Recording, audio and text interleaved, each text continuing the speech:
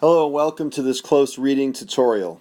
This short video is for anyone who wants to write more imaginatively, creatively, and analytically about the works of literature that they read, and folks that don't make lots of technical mistakes as they read, but simply need to get better at making connections and reading more closely. So that's who this is really for. I think a lot of students hopefully will be able to benefit from this.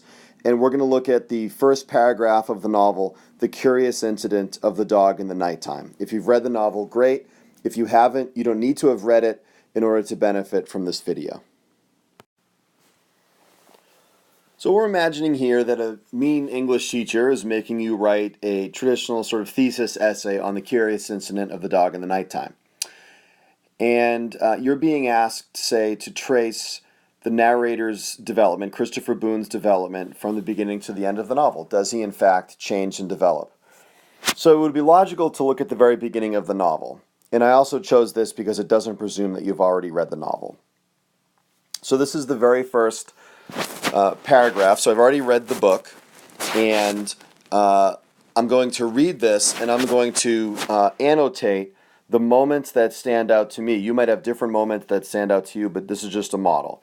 I call annotating funderlining just because it's a goofy joke. It's an underlining of the reading, but because it's literature, it's fun, so it's funderlining. Just stay with me here. It was 7 minutes after midnight. The dog was lying on the grass in the middle of the lawn in front of Mrs. Shear's house. Its eyes were closed. It looked as if it was running on its side, the way dogs run when they think they are chasing a cat in a dream. But the dog was not running or asleep. The dog was dead. There was a garden fork sticking out of the dog. The points of the fork must have gone all the way through the dog and into the ground because the fork had not fallen over. I decided that the dog was probably killed with the fork because I could not see any other wounds in the dog, and I do not think you would stick a garden fork into a dog after it had died for some other reason, like cancer, for example, or a road accident. But I could not be certain about this. So you'll notice I'm just sort of underlining the particular moments that stand out to me. I do not need a reason right now. I don't need a thesis or a controlling idea for my paper. I'm just reading and reacting and annotating my reactions. So after funderlining the passage I'm gonna use in my essay, I don't develop inferences yet. The next step is to look at what I've underlined and ask questions of those moments. Basically, the premise is I'm asking myself, why might I have noticed these particular moments? So the very first moment I've underlined is this one. It was 7 minutes after midnight. And here are my questions about that statement. Why refer to the time in this exact way? Also, why might the time be important? So the next moment I've underlined is this one. The dog was lying on the grass in the middle of the lawn in front of Mrs. Shear's house. And I don't have a why question here, I have a who question. Who cares about the coordinates of a dead dog? What sort of person cares about this? And the next moment I've underlined is this one. It looked as if it was running on its side, the way dogs run when they're chasing a cat in a dream. My sense is that something different's happening here, and I don't have a who question, and I don't have a why question, I have a how question. How is this thought different than all the other thoughts in the paragraph so far? Okay, so here's my next moment I've underlined. I decided that the dog was probably killed with the fork because I could not see any other wounds in the dog, and I do not think you'd stick a garden fork into a dog after it had died for some other reason, like cancer, for example, or a road accident. Now, I think most narrators wouldn't even include this because it's all obvious, I think, to most of us. But here's what's interesting. What's interesting is that we don't have a who or a what kind of question here. When in doubt, when you're sensing something's going on in a work of literature and you want to ask a question of it and write about it, you can always ask it this way. You can always say, what stands out here about how the narrator concludes that the dog was murdered? The information isn't the most interesting part of this paragraph or this sentence, but it's how it's written. So that's what I'm wondering about at this point. You can always ask this question of a work of literature. What stands out in this passage? And the end of the passage and the last moment that stands out to me is this one, the one I've underlined. But I could not be certain about this. So my question is, what does this concern about certainty say about the narrator? Another kind of when in doubt moment when you're reading a work of literature and someone has said something is you can always ask, what kind of person says that? Who says that? What does that say about someone? So anyway, that's my question here. So if you're anything like me at this point, you're wondering, we've been through all these slides, we're looking at quotations. How hard is this? This is taking a really long time. Trust the process. What we're doing is we're doing some time up front in the close reading and writing, so that the actual drafting of the essay sort of takes care of itself in a lot of respects. So hang in there with the deliberation. So next, we've underlined, we've written our underlines down and asked questions of them, and now simply put, we're going to answer our own questions. I'd like to say here, be bold with your answers. No one wants to read the plot summary of The Curious Incident of the Dog in the Nighttime. People can do that on their own. Make connections and create bold answers. So, it was 7 minutes after midnight, and I asked, why refer to the time in this way? Why might the time be important? So, just a few thoughts. The narrator immediately reveals himself to value precision and details. Most people would say it was very late, but he remembers the exact time. And it's all, so far, right away in the book, we have someone who's focused on precision, accuracy, and exactness. Here we have the second moment we've underlined. The dog was lying on the grass in the middle of the lawn in front of Mrs. Shear's house, and I asked, what sort of narrator cares about this, cares about the coordinates of a dead dog? Well, here we get more development on the narrator's priorities. And I think what we get is that he cares about telling us exactly where the dead dog is lying. It's all about details. It's all about precision. We get where the dog is lying, where on the grass, and in front of whose house. So again, it's just a further, it's more specific information and more validation about the fact that this narrator prioritizes precision. Here's the third moment I've underlined. It looked as if it was running on its side the way dogs run when they think they're chasing a cat in a dream. And I asked, how is this thought different than all the other thoughts so far in the paragraph? So first, what we have seen until now is the literal.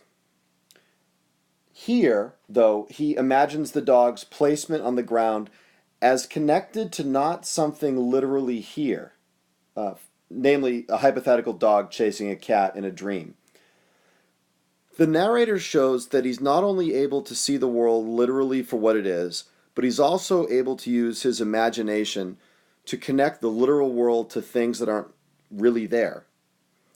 So his vision of the world, even in this first paragraph, I would call complex. So the fourth moment I've underlined is this one. I decided that the dog was probably killed with a fork because I could not see any other wounds in the dog, and I do not think you would stick a garden fork into a dog after it had died for some other reason, like cancer, for example, or a road accident. And I asked again, what stands out about how the narrator concludes that the dog was murdered? The fact the narrator does this is often what we default to when we're writing kind of a safe, wimpy essay. And what I'm driving home here is that we need to dig more deeply than simply the facts in a book. So what stands out about how the narrator says this? So again, after rigorous literal observation and the use of his imagination, the narrator really takes his time to show the reader he does not reach conclusions without being sure he's absolutely correct. The dark humor here is that we all know the dog was murdered, but the narrator imagines other far-fetched possibilities like cancer or a road accident. And I think the words "I decided" are the most important maybe in the passage, because even though the facts lead to a really obvious conclusion that the dog was murdered, he has to have control over the information, and he has to control that conclusion. In other words, his decision is what makes it all final. And the last moment I've underlined is the end of the passage. But I could not be certain about this. And I asked, what does this moment tell us about the narrator? So I believe this is really a perfect last sentence to this introductory paragraph to the novel. Even though the narrator is more observant and imaginative than most people, even though he takes his time to consider all the facts and possibilities of the sad picture in front of him, he remains stuck. I'm not sure why. This is the first paragraph of the novel. We don't have to know much at all, actually. But this person isn't sure how this dog died, which makes me wonder, when would this narrator be certain of anything? This is the person through whose lens we're seeing the entire novel. So I think that's a really important thing to keep in mind. Who is this person telling us this story right now? Maybe this will be our narrator for the novel. He'll be super observant, super smart, but super unsure of himself. And I think that leads to a really complex, interesting story. So this might be one of the more, if not the most important step in the writing process. We've just spent a lot of time annotating, asking questions, and creating bold answers to those questions. We're well on our way to establishing the foundation for a really good essay. But here's the sort of magical part of the writing process that really good writers are good at. Some do it intuitively, some do it in a more deliberate way. And it's looking at our messy annotations and questions and answers, looking at the sort of mess that we have now. We look for patterns. We look for breaks in patterns. And we look out for what stands out the most. We notice a few things. We notice he's perceptive about the literal world around him. We know he can use his imagination. So he can see literally and he can see imaginatively. And we also know that he struggles, and even when given incredible amounts of evidence to the truth, he feels trapped in a sort of interesting way. So those are the patterns I'm sensing. I don't have a thesis yet, but you can tell we're moving in a direction that discusses literal observations of the world, imaginative connections, and a sense of being trapped.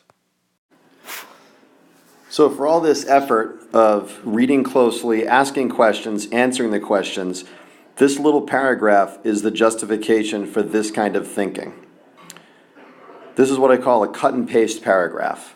This might look like a body paragraph to you, and all this is a list of the quotations I noticed and the inferences I came up with based on answering my own questions. So there's some missing things in this body paragraph. There isn't a topic sentence, there aren't context sentences or speakers named, even though it's all the narrator. But what you're going to see here before we even really start drafting my essay or this paragraph is that a lot of it's written for me already.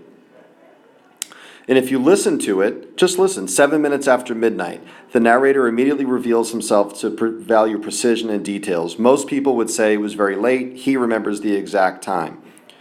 And the dog was lying on the grass in the middle of the lawn in front of Mrs. Shear's house.